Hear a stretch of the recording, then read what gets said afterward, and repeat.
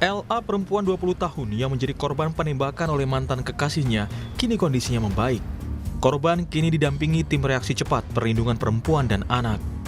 Korban saat ini masih trauma dan kerap mengalami pusing akibat luka di bagian kepala. Korban rencananya juga akan mendapatkan pendampingan hingga ke psikiater.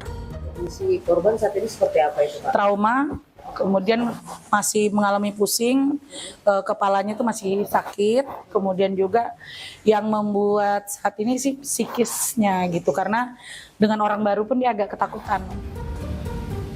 Pelaku MZ 22 tahun sudah ditahan di Polsek Samarinda Ulu. Pelaku terancam pasal penganiayaan berat berencana dengan ancaman pidana 9 tahun penjara. Keluarga korban berharap pelaku dihukum sesuai perbuatannya. Pelaku bisa dihukum sesuai undang-undang yang berlaku aja sih.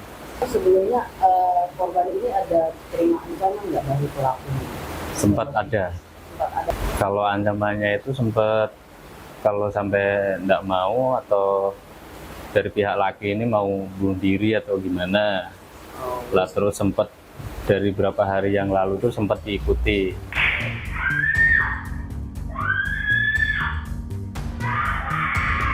Sebelumnya suara letusan dan teriakan minta tolong mengejutkan warga di perumahan Geraha Indah, Kota Samarinda, Kalimantan Timur.